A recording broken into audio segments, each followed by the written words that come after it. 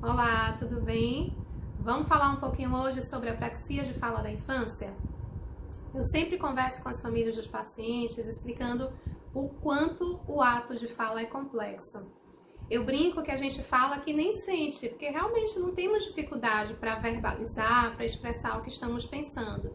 Mas quando a gente se depara com uma criança que tem apraxia, aí sim podemos ter a real dimensão do quanto essa habilidade é complexa de fato. A apraxia envolve uma questão neurológica. E quando eu falo neurológico aqui, eu não me refiro a uma lesão cerebral, mas sim a um mau funcionamento da região do cérebro responsável pelo planejamento, pela programação, pela sequencialização correta dos movimentos necessários para que o sistema motor execute a fala. Porque sim, a fala é um ato motor, e um ato motor extremamente sofisticado. E com isso, na apraxia, o cérebro tem dificuldade de enviar o comando correto para o sistema motor executar a fala. E a partir daí, a gente pode observar algumas características na fala da criança que tem o diagnóstico de apraxia. Um dos sinais, assim, bem precoces que a gente pode observar é justamente essa discrepância. A criança entende muito bem, tem uma compreensão, mas o que ela consegue expressar é muito pouco. A linguagem receptiva dela é boa, é bem desenvolvida, e a linguagem expressiva é mais rebaixada, tem mais dificuldade. Então, ela compreende mais do que ela consegue falar. Isso é um ponto importante a gente observar.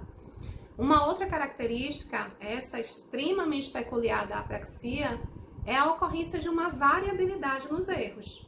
Sabe o Cebolinha, que sempre troca o som do rã pelo som do lã, que fala girafa ao invés de falar girafa? Ele segue uma padronização, ele segue uma lógica.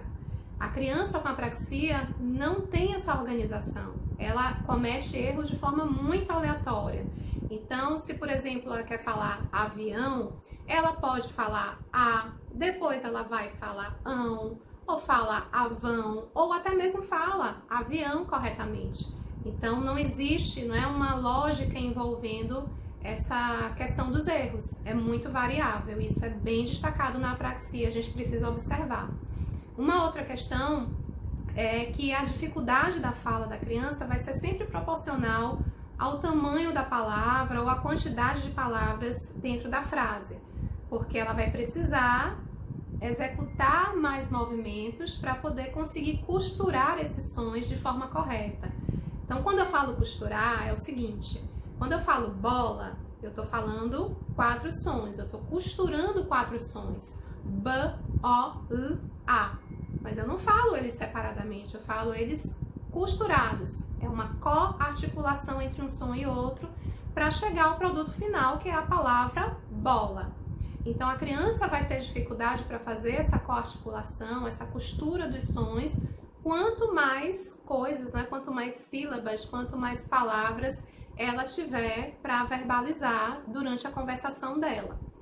Um outro aspecto importante que a gente pode observar é que a fala automática vai ser melhor desempenhada. Então, quando eu peço para a criança, repete para mim, bola, ela tem um desempenho melhor para fazer essa repetição da fala do que quando eu estou numa fala espontânea com ela, em que de repente eu pergunto qual é o mesmo nome do objeto que a gente usa para jogar futebol? Ela sabe a resposta, ela sabe que é bola, mas para ela falar isso espontaneamente, para sequencializar, programar, planejar esses movimentos, a tendência a ela ter um erro, dela não conseguir, vai ser muito maior do que quando a gente pede para ela simplesmente repetir.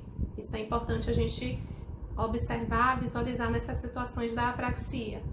Existem também casos em que a gente observa uma velocidade de fala mais acelerada. São crianças que falam muito rápido ou, ao contrário, crianças que falam mais devagar, muito lentamente. A modulação da intensidade da voz também é algo que a gente pode observar em alguns casos, em que a criança ou fala muito alto ou fala muito baixo. Mesmo quando a gente pede para ela ajustar o volume, ela tem dificuldade de fazer essa modulação. E um ponto muito importante é a entonação da voz, a prosódia, ou seja, a curva melódica, a emoção que a gente consegue imprimir na nossa voz. A A criança com apraxia tem dificuldade nessa habilidade, de modo que ela tem uma tendência a ter uma fala mais monótona, um pouco mais robotizada, e isso também precisa ser trabalhado no processo terapêutico. Eu citei aqui algumas características e é importante que a gente entenda que existe um raciocínio clínico por trás delas, que a gente não pode considerar características, sintomas isoladamente e de imediato já associar ao quadro de apraxia de fala. Por isso que diante de uma suspeita é importante que vocês procurem um fonoaudiólogo especializado para que possa sim avaliar e ver de fato qual é a demanda terapêutica dessa criança.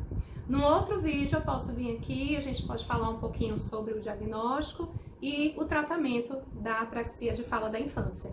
Se vocês tiverem algum comentário, alguma dúvida, alguma sugestão, podem deixar aqui que a gente continua o nosso papo no próximo vídeo. Obrigada pela atenção. Tchau, tchau.